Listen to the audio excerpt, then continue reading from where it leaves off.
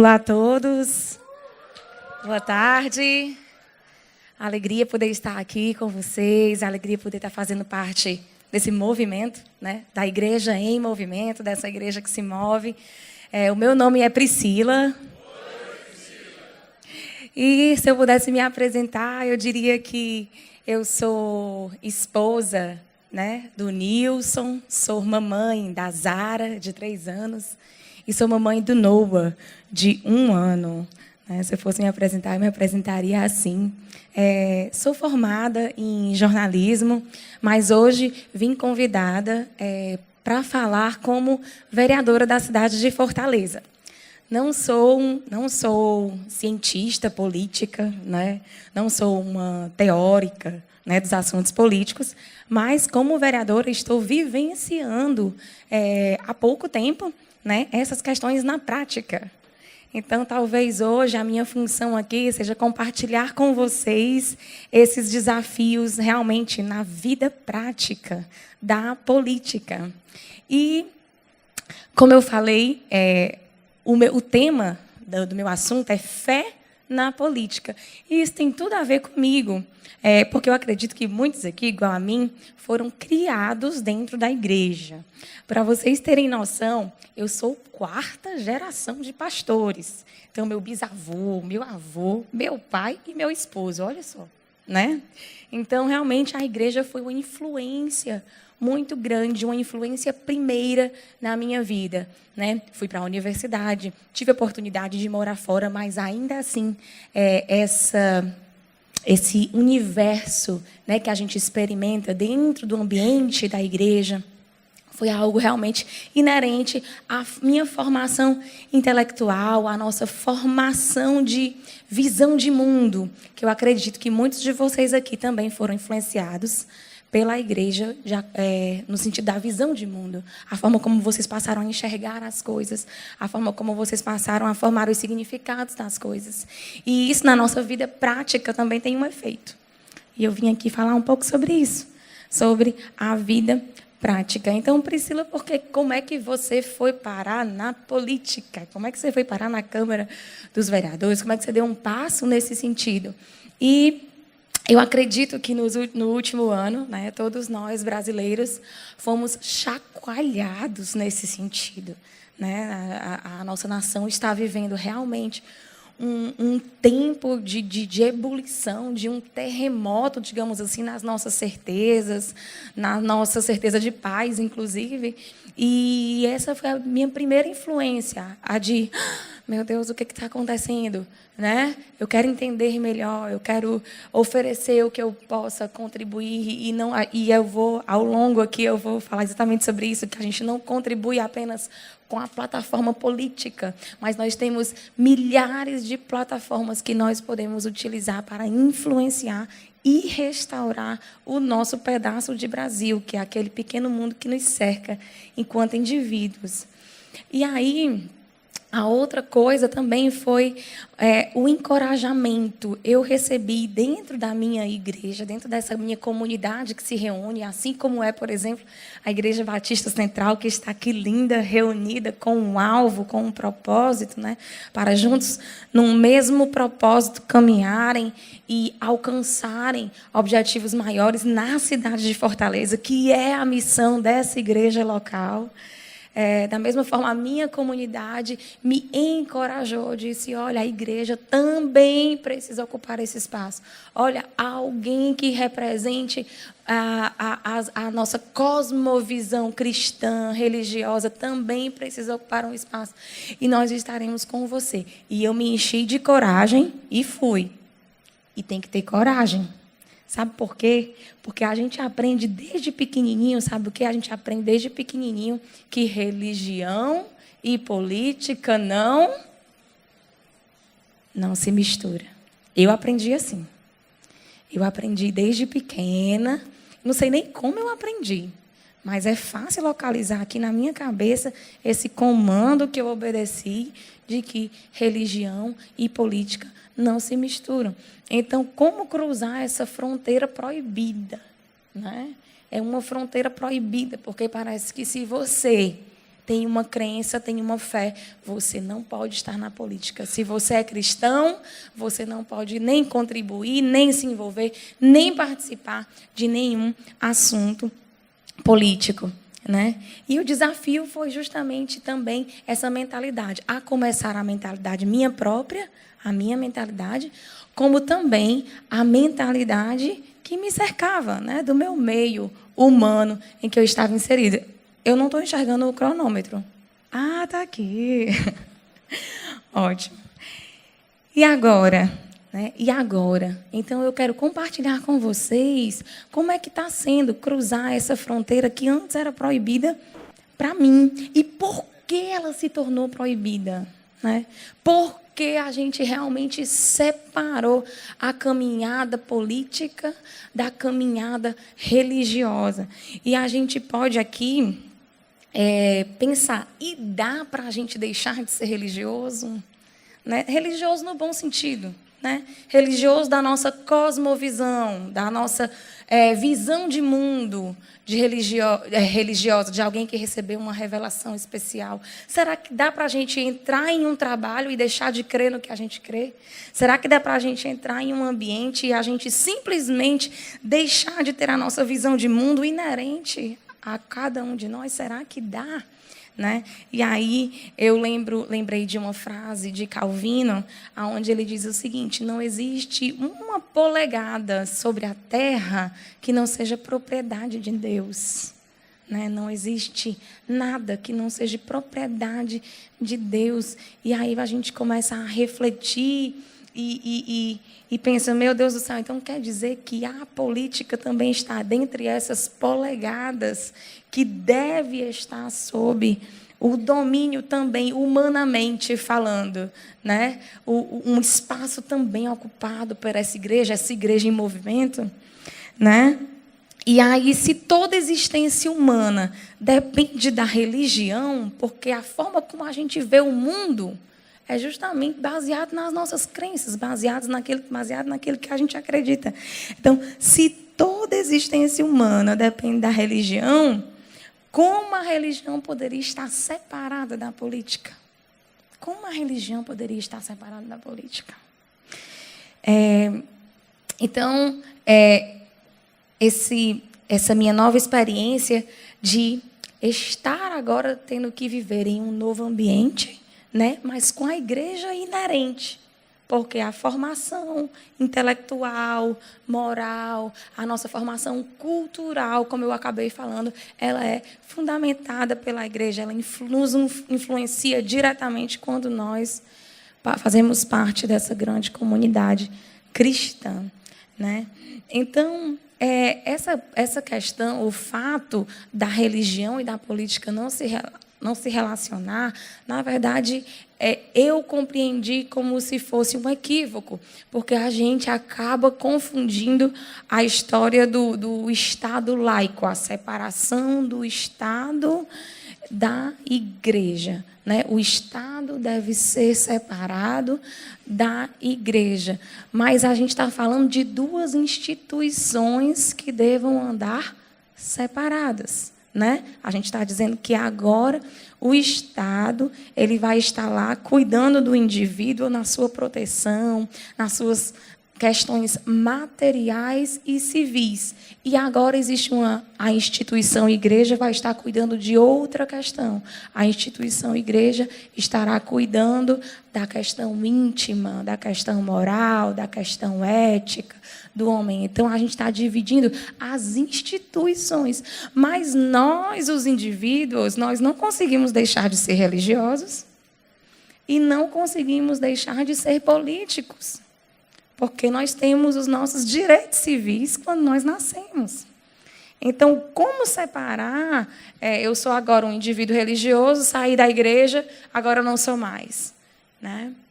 Então, a religião e a política, elas andam juntos. E a gente pode ver quantas contribuições, né? Quantos avanços a religião trouxe para algumas conquistas políticas.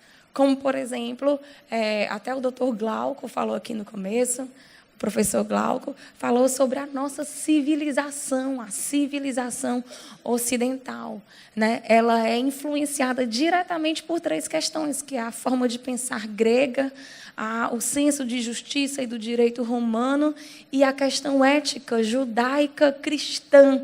Então, essa nossa perspectiva ética cristã, ela é um pilar da civilização ocidental. Sem ela não existiria Ocidente. Sem ela não existiria sequer civilização.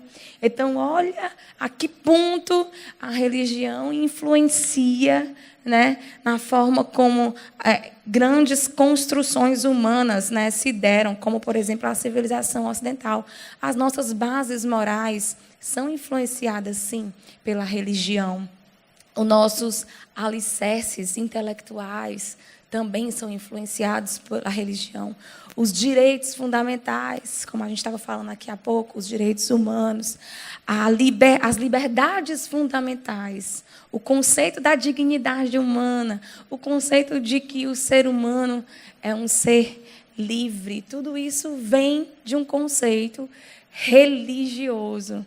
Eu lembro até existe um filme maravilhoso, acho que é Amazing Grace, o nome do filme também, que fala sobre a história real de um homem que influenciou por completo o início da luta contra a escravidão, contra a escravatura, começa de uma atitude, de uma militância dele próprio. E ele era um religioso, e essa música Amazing Grace, maravilhosa graça, né, é a autoria dele. E a compreensão de que a escravidão que existiu por séculos e séculos e séculos, a concepção dele foi de que o quê? Foi de que não agrada a Deus. E foi por causa do entendimento de que não agrada a Deus, ele influenciou toda uma estrutura política e social para libertar escravos. Então, como separar religião de política? Como dizer que eu vou ocupar espaço sem levar comigo os meus pressupostos? Né? Existe algo que nós temos em comum. Você é da Igreja Batista, talvez hoje temos pessoas aqui nos visitando que não fazem parte de igreja nenhuma, talvez tem pessoas aqui que são cristãs e fazem parte de outra igreja, e nós temos aqui, como cristãos, pressupostos comuns. E isso faz com que nós tenhamos uma visão de mundo muito parecida, né? E como eu falei para vocês, eu não sou nenhuma teórica no assunto.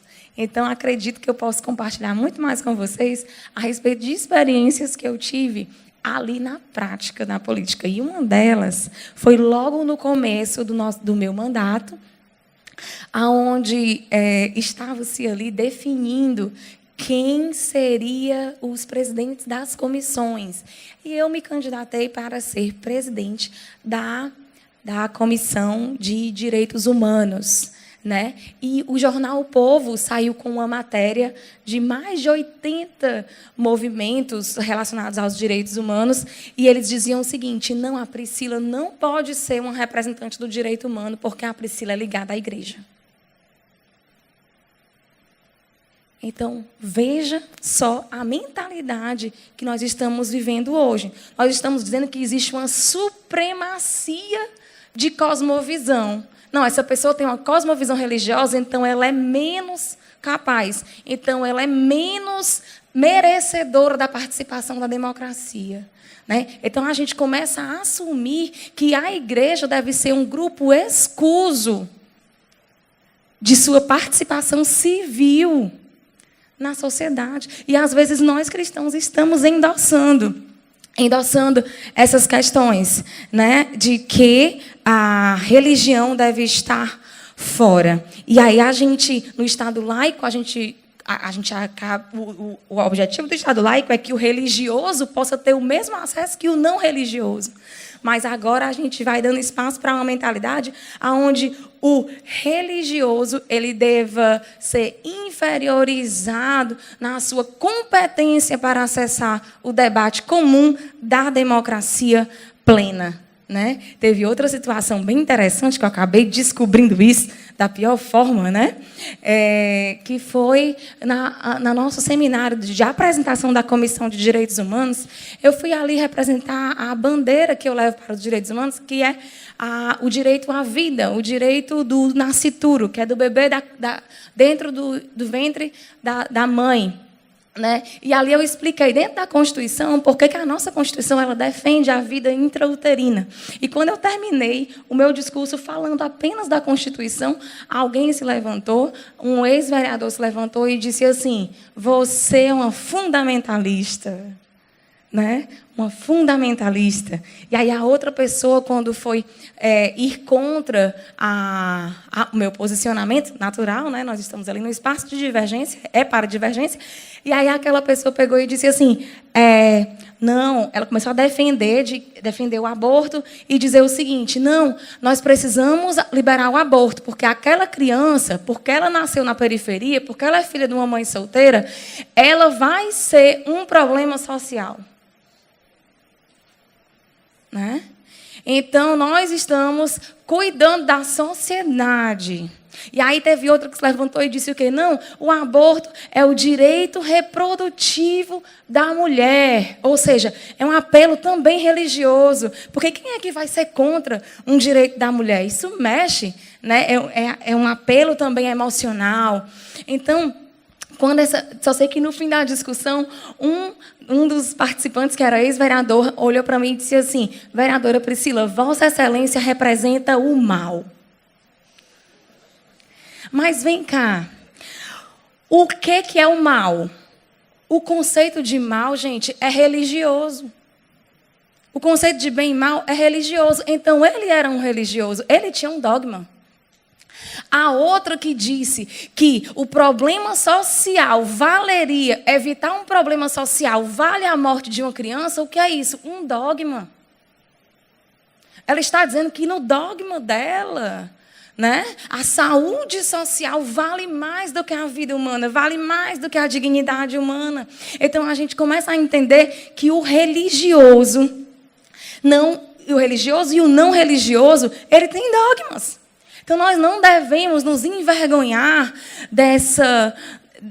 de participar com a nossa cosmovisão. Nós não devemos nos envergonhar de ser vocal com os nossos pressupostos, porque ninguém está livre de dogmas. Dogmas não é privilégio dos religiosos. Até os ateus também têm dogmas.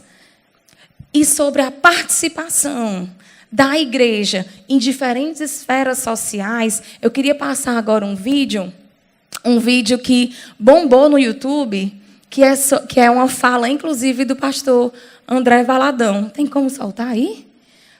Ele foi levar o Dallagnol lá para a igreja dele. Eu falo com você essa noite, chega de tolice. Vamos dizer? Chega de tolice. São 16 anos que eu tenho a graça de Deus, Deus tem me dado a graça de estar aqui na igreja, pastoreando voluntariamente, e é um prazer muito grande. Culto Fé, já são aí mais de 15 anos que esse culto acontece, e tem sido uma grande bênção. Mas os irmãos não entendem aqui, talvez, a força que eu tive que fazer para estar com vocês essa noite, devido à tristeza e à decepção que eu tive com vocês na terça-feira passada. Os irmãos não têm ideia a vergonha que eu passei com a movimentação no culto de tantas pessoas indo embora na terça-feira passada. A atitude da falta de educação de vocês, falta de respeito, falta de interesse, e eu não quero que ninguém saia, por favor. A atitude que vocês tiveram terça-feira passada me fez repensar em ter o prazer de estar aqui com vocês na terça-feira. Foi uma atitude completamente infantil, sem educação, uma atitude de desprezo, uma postura que eu fiquei pensando comigo, quem são essas pessoas que frequentam esse culto? Qual que é o seu interesse de estar aqui nesse culto? Você está fazendo o que aqui nessa igreja? Eu falo com amor com vocês, pode ter certeza que eu falo com amor. O que aconteceu terça-feira passada nessa reunião, eu espero que não aconteça nunca mais nos próximos anos na terça-feira. Vocês foram sem educação, desrespeitosos, absurdamente egoístas. tiveram uma atitude completamente irreverente com a pessoa que veio nessa igreja. Em mais de 15 anos de culto fé, a pessoa mais importante, humanamente dizendo, foi a pessoa que pisou nesse culto terça-feira passada e subiu nesse altar. É um procurador da República de 36 anos de idade, com uma formação em Harvard, um cara que tem mudado a história do Brasil através da Lava Jato, que é de interesse direto no teu bolso, meu irmão. Mais de 70% de vocês que estão aqui hoje estão passando dificuldade financeira e estão vindo na igreja pedindo a Deus ajuda. Estão com problema de dinheiro e estão vindo na igreja pedir a Deus ajuda. Aí vem um cara, um batista. Quem é batista? Eu sou batista. Vem um batista, crente, líder de célula, referência de Deus, 36 anos de idade, pisa nesse altar e você levanta e vira as costas. Você é um tolo, meu irmão. Você é um tolo. Se você quer a tua vida mudada, você tem que ouvir pessoas que não ficam apenas espiritualizando as coisas de Deus, mas trazem para a realidade cotidiana da vida o que muda a história da humanidade. Eu falo com amor para você.